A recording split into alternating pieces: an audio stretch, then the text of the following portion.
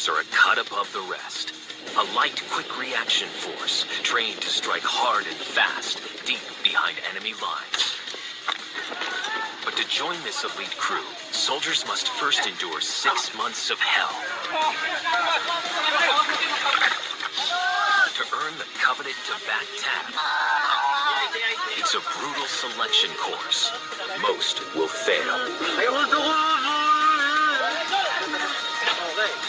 To graduate, they must face a test of life. A live combat mission against insurgents, where some will pay the ultimate sacrifice.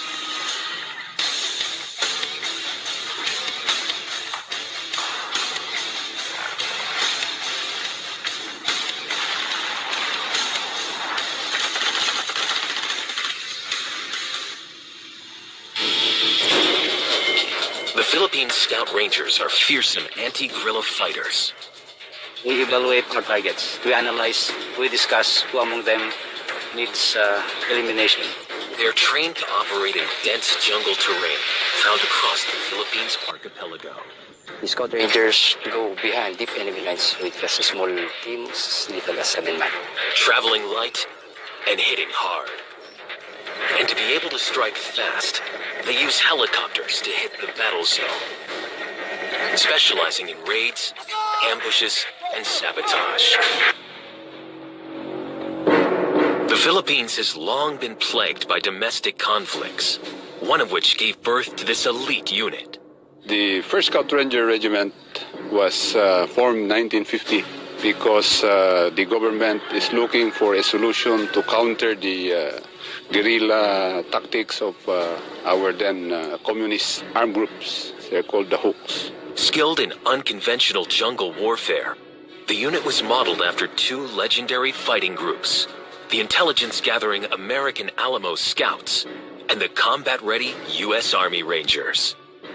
112 students joined the 1st Scout Ranger class. Only 72 graduated. But to become a member of this elite group, soldiers must first pass 6 months of advanced training. And it all starts here, at Camp Texan, San Miguel, Bulacan, in the northern Philippines. These 206 volunteers are already trained soldiers from other Army regiments. Rangers, good morning. Vying to become part of an even more elite military club. First, they will be stripped of all their ranks. Here, every man is equal. All aiming for one thing. The coveted Tibet tab of the Scout Ranger Training School. The red border signifies the blood, sweat, and tears shed by every ranger during his course. The sword symbolizes our special unit capability, and the words we strike symbolizes our capability to go anywhere, any place, and anytime. Today is known as Reception Day, and recruits are in for a grueling welcome. For the next 5 hours, these instructors will try and break as many as possible through continuous physical exercises.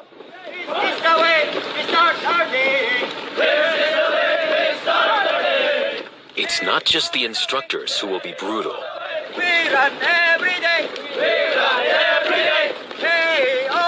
Today is a searing 32 degrees Celsius.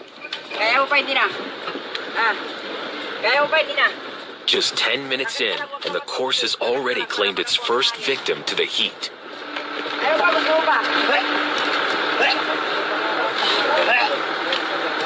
But he's not alone. 4 more recruits have reached their limits.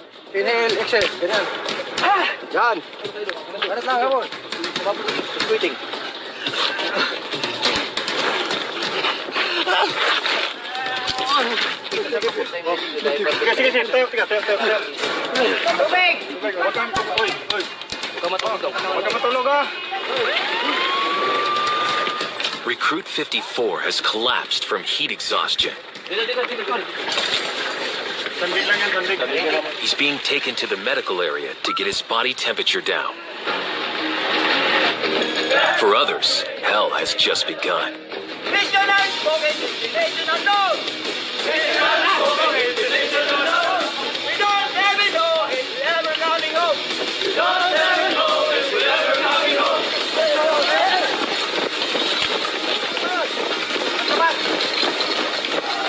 The second run sees more recruits drop.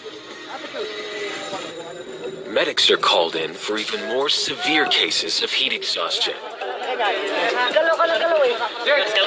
The exercise has depleted their bodies of essential water and salts. It results in dizziness, vomiting, loss of consciousness, and control.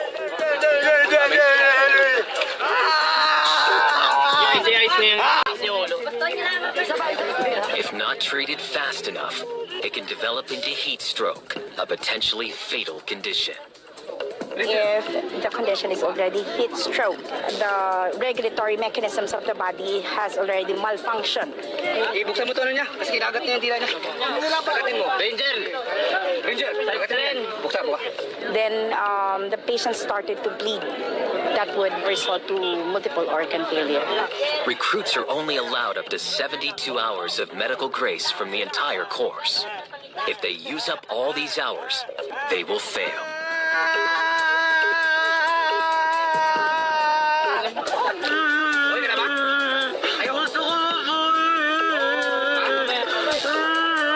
It's only been 1 hour since they signed up, and already, some are so ill they won't recover in time. Only the strongest will survive. Sa schooling kasi ito, briefing na kasi ako sa mga senior ko na nauna pa sa akin na mag-schooling ito. Kung gusto mo talagang makuha ang isang bagay, pagbutihin mo yung kuhaan talaga na, yung galing sa puso mo ba na. The next challenge sees them hitting the ground. The unfit or unwilling have no place in the Scout Rangers. Bilisan! Bilisan! Bilisan! Bilang! At age 32, Recruit 1 is one of the oldest in the course.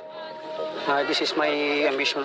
It is very difficult and it's very hard to be trained as a ranger. That's why I don't know what's the training I will going to survive this kind of course. Sa likod!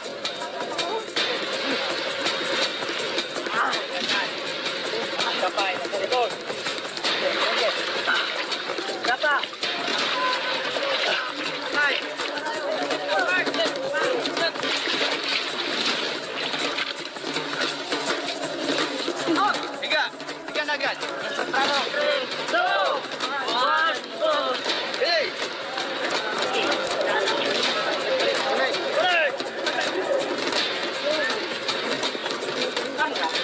2 hours to go.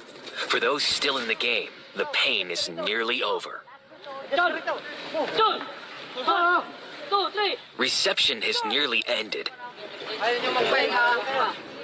But this last tradition is a hard one to stomach. Chilies. Mo yan. Kamu yan. Uy, diyan sa lunok. Lunok. Paano mo kasama? Paano mo? Huwag ilunok. Lunok. Swallow. Swallow. Right now, this is the final phase of our reception rites. So we're trying to let them eat the chili pepper and the juice of it. Okay. Bunso. Sinuka mo. Dadagdag. Inom mo. Sige ka. So after this, they're licking the tabak sign or insignia. Tabak. Okay. Yakapit niyo yung musang. Labi yung musang. Labi yung musang. And then the musang or the Black Panther is our logo for the Scout Rangers. Finally, reception day is over. But disappointment sets in as these recruits realize their Scout Ranger dream is over. Hindi ko na nalaman kung saan ako nag-give up yung katawan ko. Basta nagising na lang ako na parang nahihilo na hindi na nakayanan ng katawan ko. At the end of day 1, the damage is clear. 35 have quit.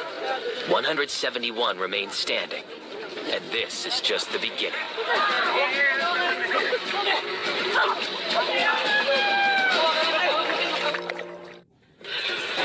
Philippine Scout Ranger recruits are 7 weeks into their brutal training regime. 53 have already dropped out.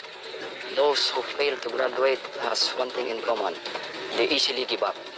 The battle has been won yet. They already doubt themselves. Once you doubt yourself, definitely you will not finish the course. Pag-exit sa static line, Sisigaw ng Oprapin. Nakuha! The recruits will test their heads for heights today. They're going to learn to rappel on this 45-foot tower. Request permission to enter the tower at the back. Sergeant! Scout Rangers pride themselves in lightning infiltration and extraction, often from helicopters, into dense jungles. Rangers specialize in jungle warfare. They rappel down mountains, cross rivers, using expedite methods or anything that's available within them. In the jungle, they need to feel comfortable hanging at 100 feet in the air, well under fire. In a battle zone, quick execution of these skills could mean the difference between life and death. Recruits will have to complete 4 crucial forms of rappelling: the seat hip rappel, the lizard rappel, the rundown rappel, and the heli rappel. And then, hawak sa brake. Get apart. Okay. Hold the rope. Recruits 1 and 155 are up first with the seat hip rappel, used for mountain evacuations. Recruit 155 is one of the youngest in the course. Naramdaman ko po, kinakabahan po ako ngayon. Dahil first time ko po ito nilulula dahil sa mataas ng katawirin nito. Pagsubok po sa buhay. Okay, go. Ranger Robo, ready to perform! Sit hip rappel, boss, start! Ranger Kirante, ready for perform!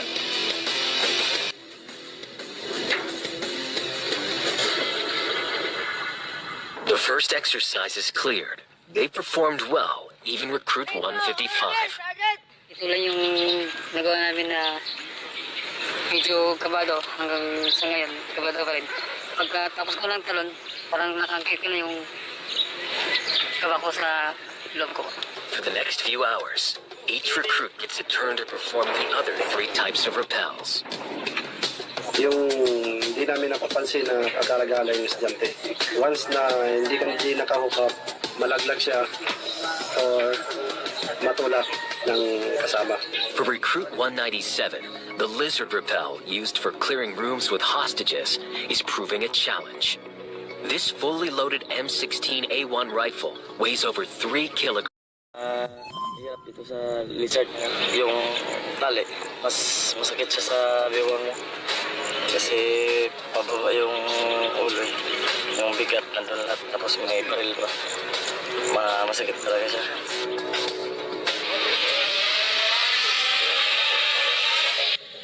Next, they must conquer the slide for life, a 200-meter flying fox.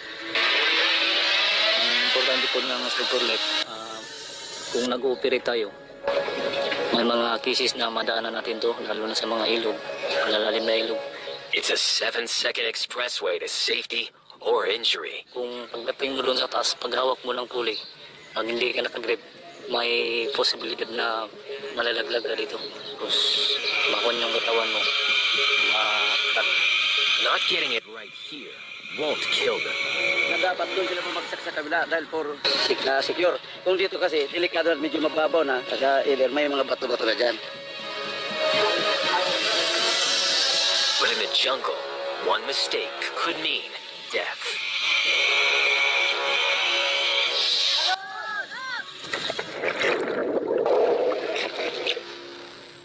Next up is amphibious training.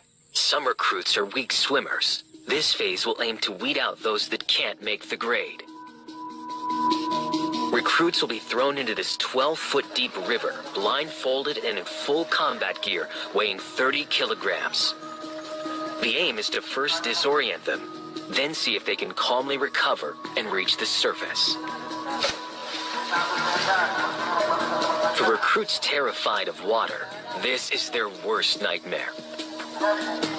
Recruit 181 will confront one of his lifelong fears. Kinakabahan ako dito kasi dito mahina talaga ako sa kuan, langoy. Nung nangyari sa akin, nalunod kasi ako, matagal akong sa tubig. May phobia na talaga ako dyan, pero sinusubukan ko lang yung parang kina-counter ko lang yung takot ko dyan.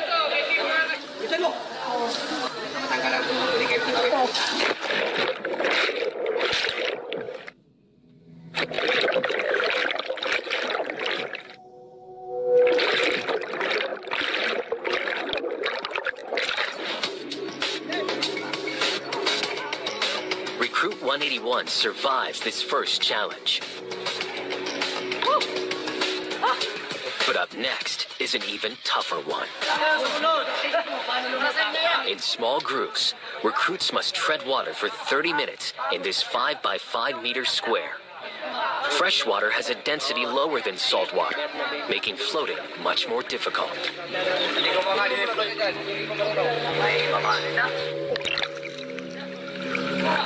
For those waiting, the cold and cramping is causing problems they don't need.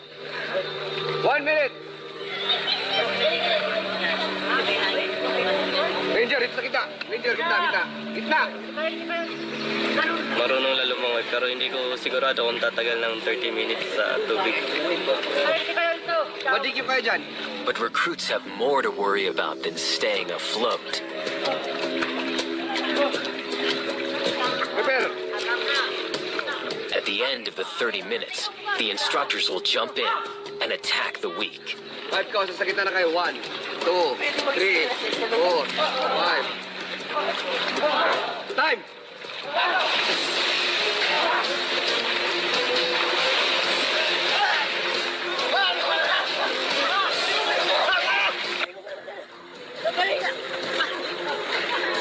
If recruits don't have the energy or aggression to fight back, they could find themselves in deep trouble.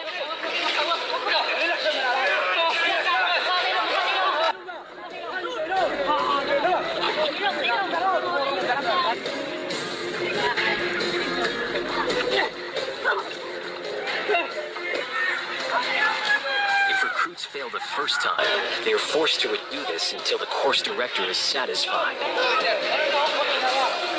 For the poor swimmers, this is hell. We have this training part for training for our recruits, for them to get prepared when they engage their enemies in the water. If someone is drowning them, they don't get panic, and they know what to do. 5 ka, sa kita na kayo. 1, 2, 3, 4, 5. Time!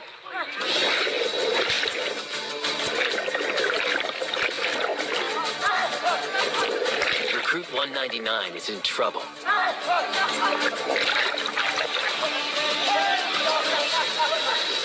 Yun na yung sinakyan ako ni CD. Talagang mabigat siya, parang mawawalan na ako ng malay ka lang.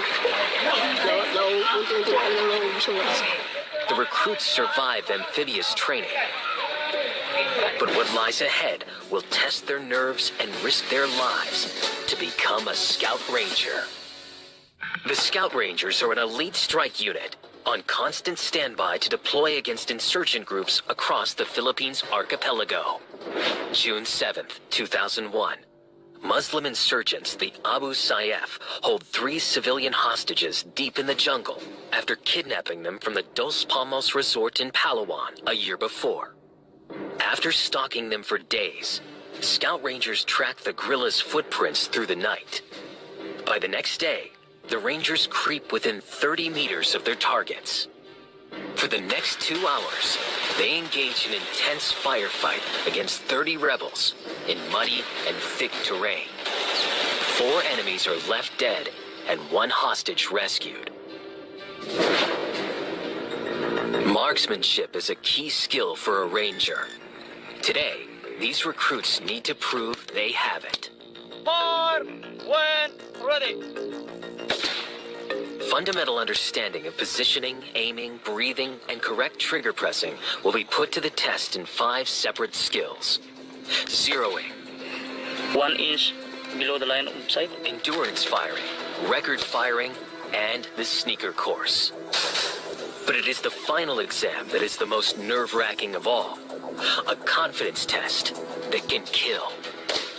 Recruits are required to shoot 2 bags full of colored water at a distance of 25 meters using this M16A1 rifle with a 5.56 caliber round. First, they practice. Then their teammates hold the bags. At this range, a 5.56 round could kill.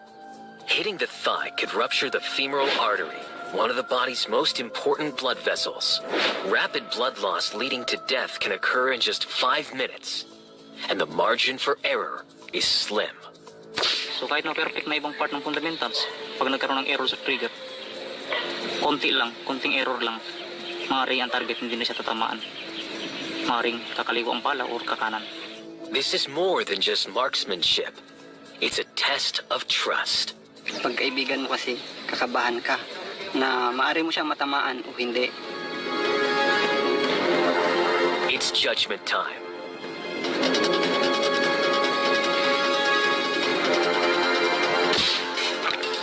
One target down.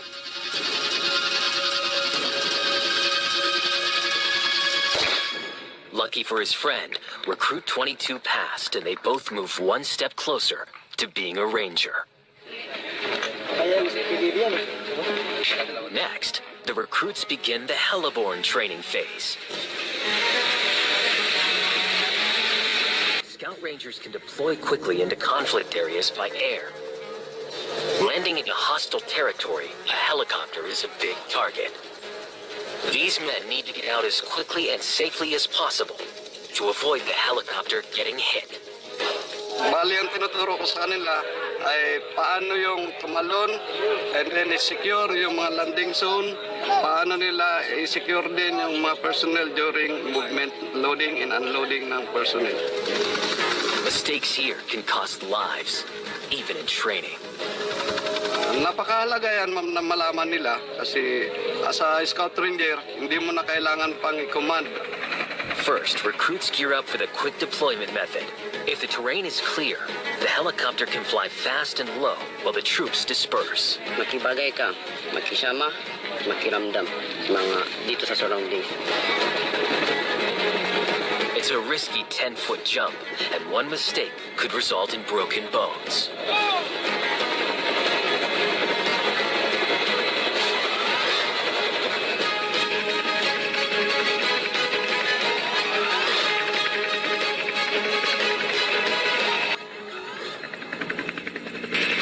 Next, they have an even tougher challenge, heli-rappelling.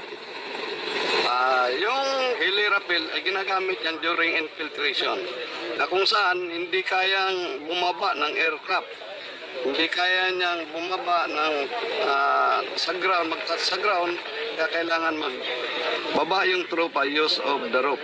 Recruits practiced this skill at the tower earlier in training, but now they take it to new heights. They need to complete nerve-wracking drops from 50, 70, and finally 80 feet above the ground, with nothing to stop them but their hands. Ang nervous ay hindi natin inevitable. Talagang ganyan. Pag una, nervous pero i-control mo. Recruits first tackle the 50-foot drop.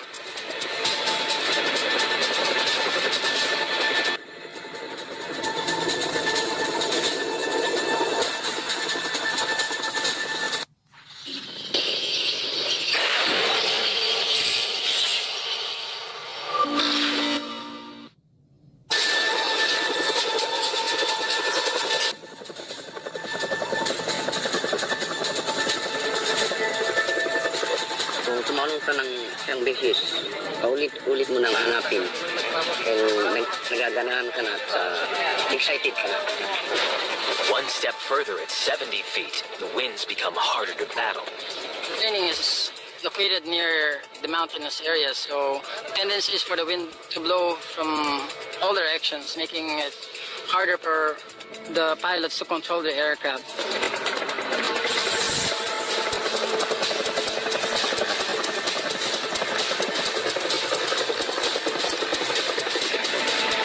Next, it's time for the big one. One mistake during this 80-foot drop could prove fatal. Recruit 20 experiences trouble. He's unable to control his descent. Quickly, an instructor hits the brake.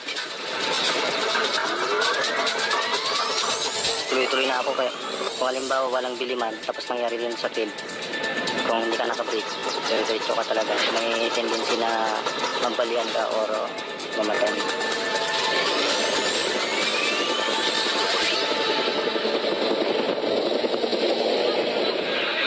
Tomorrow, the recruits will face their toughest challenge yet. 153 recruits remain in the fight to become an elite scout ranger. Today is the beginning of Hell Week. A culmination of everything they've learned put to the test. For the next 6 days, there will be no rest for them.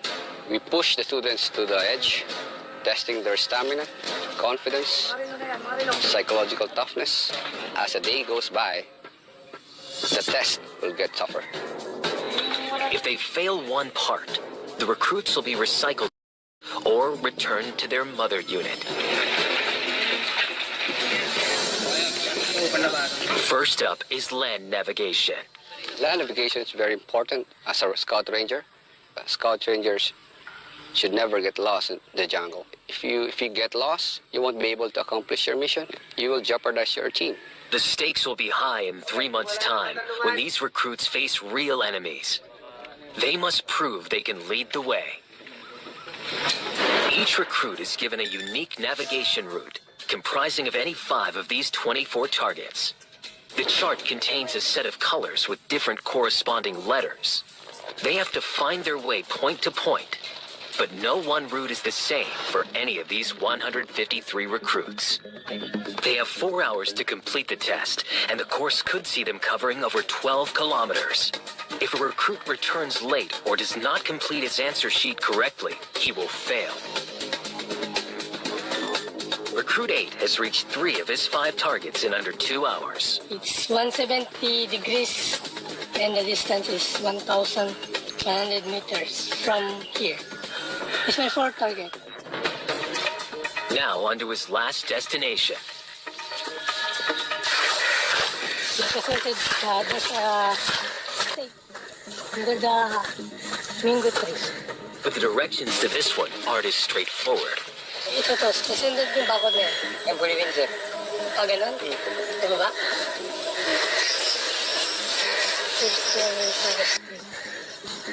He is lost. Bumahan ba kayo dito? And he's not the only one. Time is ticking down. If they don't get back in the next hour, they will fail. And they're a long way from home. Recruits are battling to become elite Philippine Scout Rangers. It's Hell Week. And they're in the middle of their navigation exam. Time is running out for Recruit 8, while some have already made it to the finish line. But the mistakes are numerous. Siguro hindi nila na kukuha yung basic ba na dapat gawin. Kung paano kumuha ng reference, kung paano mag-plot ng kompas sa mapa. One has run into bad luck. Recruit 205 claims he has been the victim of theft. A cow has eaten his test paper. Sir, niya yung baka, sir. Baka? Anong baka, sir? Doon sa kan, sir, may nakatali doon, sir, sa platoon target, sir. Bakit naman kakainin ng baka yung papel? Hindi naman kinakain. Kinain, sir, yung folder mo nga, sir, yung kinain, may mga laway pa, sir. Tignan mo nga ito kung tama talaga na, no? Breeze. The instructors don't believe him. It's a nervous wait as they check out his story. Sinasabi ko naman totoo. So, sa instructor na lang yan kung maniwala sa hindi, basta... They can't verify his story, but they will give him the benefit of the doubt. Recruit 205 is given another chance at the test. Banat, he will join. But fail this time, and he will be out of the course. Back in the field, Recruit 8 gets some help. Well, doon sila, doon ano eh. Sila poste. Gruto.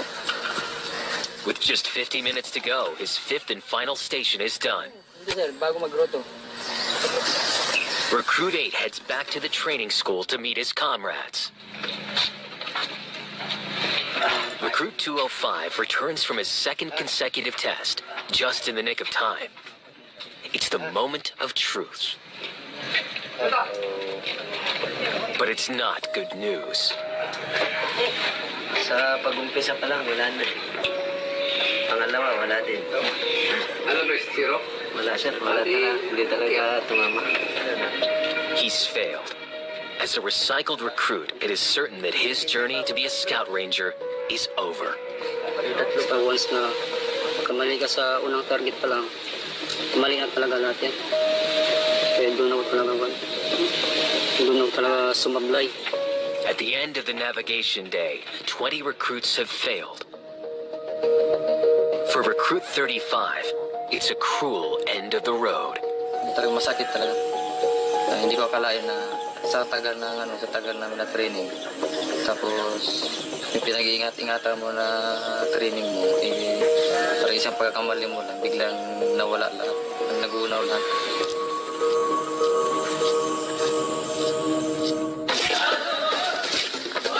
But the night is not over for those who remain. The recruits are not allowed to rest. They're kept up all night practicing martial arts.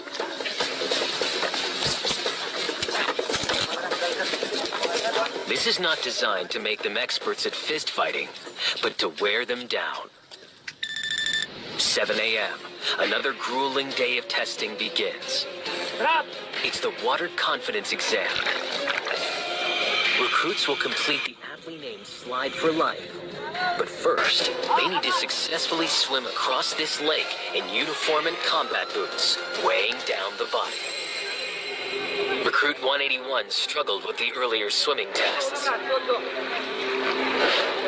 But this one is harder. The weaker swimmers panic. Nasa gitna ako ng tubig, halos marami akong nainom na tubig na pumasok sa bunganga ko. Talagang pilit ko pa rin nilulutang yung sarili ko sa taas para makakuha ng hangin. Akala ko hindi ko may susurvive yung langoy. It's recruit 181's turn. Fail this, and he will be off the course.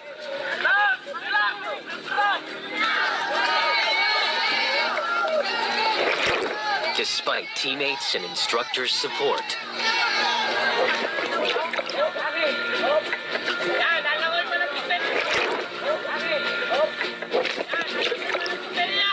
it's not his day. Recruit 181 will be recycled with 16 others who have failed the swim. Diyan, alam ko talaga na hindi talaga ko papasa dyan. Wala na talagang lakas kasi sinabi ko na ilang araw na kami walang tulog. Pero before mag-open yung next class, practice muna ako ng langoy.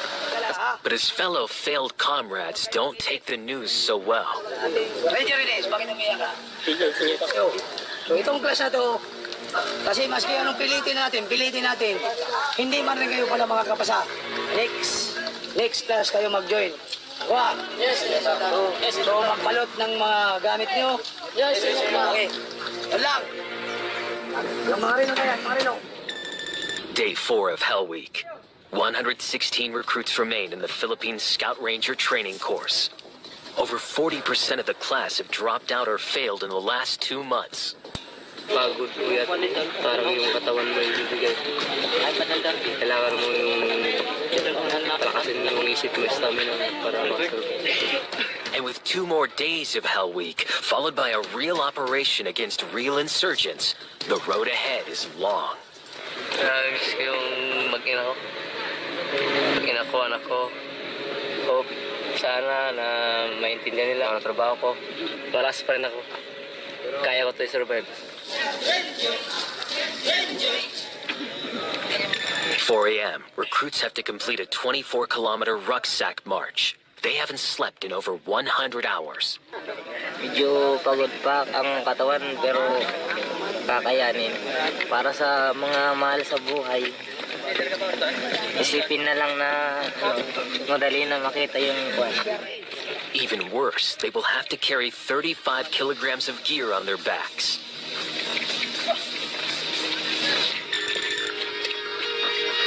They march as a team, but it's an individual assessment.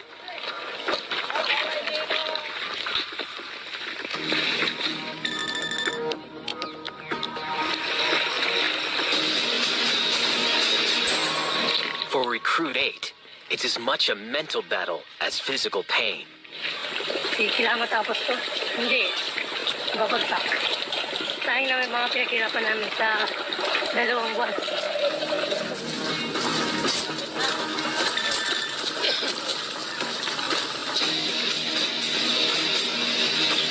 There's less than 2 hours left, but the strain of 35 kilograms is showing. Buwabaw na tong jungle pack namin sa likod namin. Sakit na rin sa paa. Pero malayo pa ang lalakarin namin.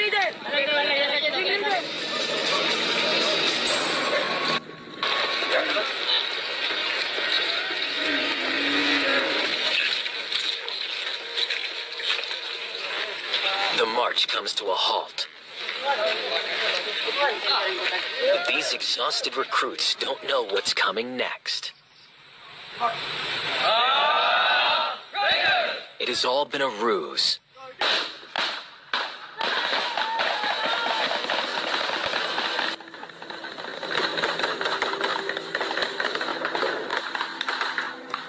For the most feared test yet, escape and evasion is about to start. Escape and evasion is an exercise wherein students get a chance to feel what it's like being caught by the enemy. Recruits will be held captive and treated as prisoners of war. It's a reality that could happen in just 3 months when they go into real battle.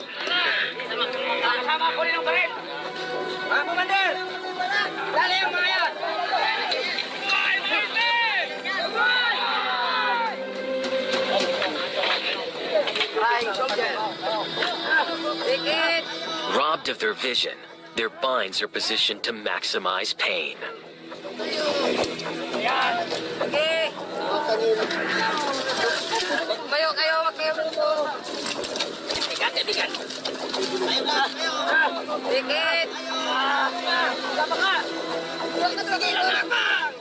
Commander, pag mo nalain,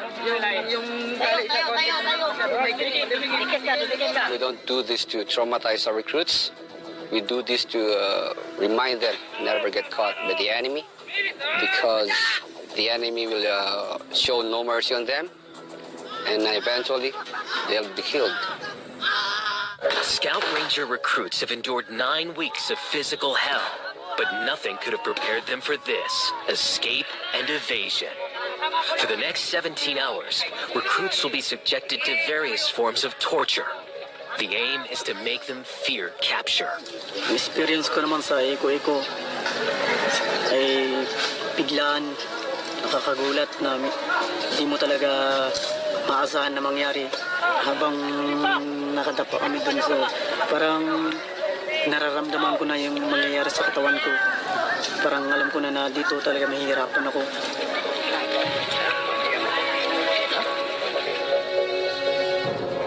Mamatay ka na lang kaysa mahuli ka pa.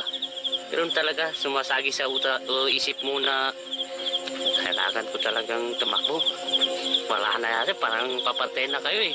Pero pag doon pa lang nararanasan mo ng sakit, hindi ka na makapag-isip, hindi ka makasurvive doon. For Recruit 2, it's a brutal lesson in survival. I think your loyalty to your country is really being tested. You will realize, give information to the enemy once you experience pain. It's been 12 hours since the recruits were captured. What happens during this time is top secret.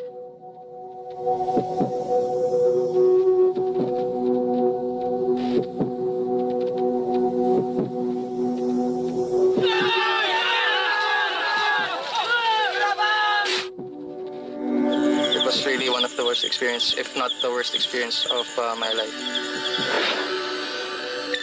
Recruits have been through 4 months of punishing training, but it's not over yet. Recruits 2 and 3 are longtime friends. They've had the rare experience of going through all their military training together. The pressure here is very heavy. We come from different units, so from the start, we found it very hard to adjust. Your patience is being tested until you explode, until you cannot carry yourself anymore.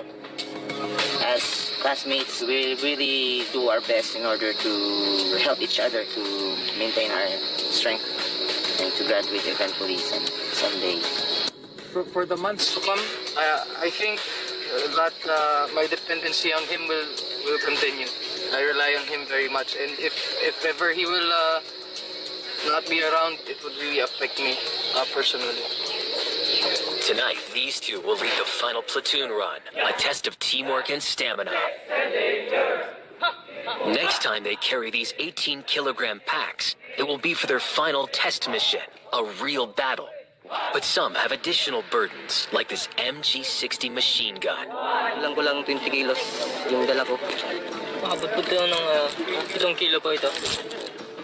They have just 2.5 hours to complete a 17-kilometer circuit in the dark. So, ang reason na bakit kinakandak ang platoon run sa gabi, yung kagamitan ng na hindi kaya pasukin ng mga military vehicle, yung mga area, so kailangan double time. Split into 4 platoons, they will be staggered at 10-minute intervals, one after another. As a team assessment, they must leave no one behind. If they do, every member of the platoon might fail the course. So, mababackdown pa lang siya, tutulungan na. Hindi yung kung saan siya backdown, doon na siya i-assist. So, atin yung ulit. They draw grass to see which platoon will go first. And they're off.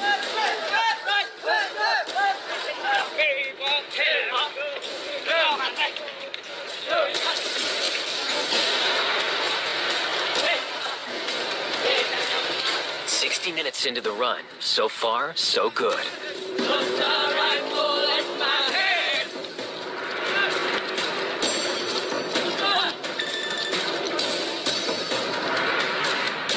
The first platoon arrives at the turning point, but some begin to slow down. Move! Okay, jump!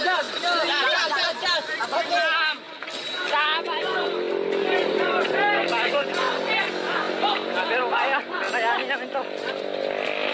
Tignan, kaya ba? Attitude. Po, medyo napagod siya. Kinuha ko yung barina para makarikabel po. The platoons only have 30 minutes left to hit the finish line. Team spirit is vital in completing the run, and Recruit 3 has taken on additional weight. Yung iba sa amin, pagod na yung mga kamay. Kaya pinapabuhat nila yung mga rifle sa iba. Palitan na, swapping. Mapapansin nyo, pinapaunan namin yung mga mahihina.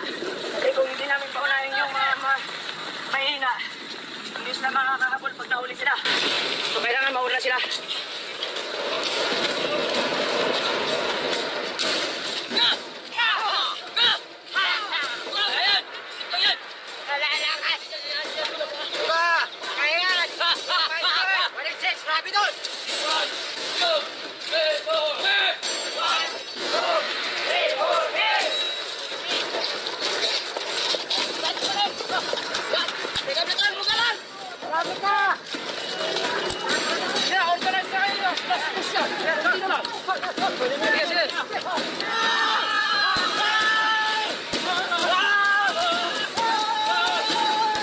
The team make it in time. We're feel happy because we did it properly and we get a time we passed. It's a defining moment for Recruit 3. For me, as the platoon leader of 2nd Platoon, I think it's one of the most fulfilling event in my entire training. And this is also a test for our platoon mates, for the integrity of our platoon. And as you can see, some of us were shouting because this is the last night that we will be carrying those heavy loads. It's a moment to celebrate, but not for long. They need to prove they have the combat skills to match. Soon, the recruits will face the ultimate challenge, a real test mission. Real enemies, real conflict. One they might not return from. Test mission is a must for the members in order for them to graduate. That differentiates the Ranger training from all other military training. They could face the Abu Sayyaf, the Moro-Islamic Liberation Front, and the New People's Army. Battle-hardened insurgents. But Recruit 3 is not daunted. every mission given to us, we will accomplish them with great achievement. And here in Scout Ranger Training School, they're not just training soldiers to become rangers, but rangers to become heroes. As Recruit 3 and his class head into real battle to gain membership into this elite club, the class ahead has just returned from their test mission. I have the honor to present to you 2 Army officers, 85 Army enlisted personnel, and 2 police non-commissioned officers who have satisfactorily completed all the requirements of Scout Ranger course. These 89 recruits have endured one of the longest test missions in training history. We spent 2 months in the Eastern Mindanao Command. 5 personnel, Army personnel have abducted, and we are tasked to rescue them. But one recruit didn't make it back. Accept also the soul of the class member who offered the ultimate sacrifice for peace. Sobrang lungkot. Tapos, yung tao pa na halos nagsasabi ng problema, tapos yung taong pwede mo rin masabihan ng problema. Basta masakit din sa akin kasi halos naging parang kapatid ko na rin siya. One man died trying to earn this badge. But for those in this class that survived, By virtue of the authority vested in me as the commander of 1st Scout Ranger Regiment, these 8 months of hardship have earned them the Tobacco tab. 2013, I hereby declare the students of Scout Ranger course graduates effective today. Congratulations. After being tested under fire, they now have the right to call themselves Scout Rangers. We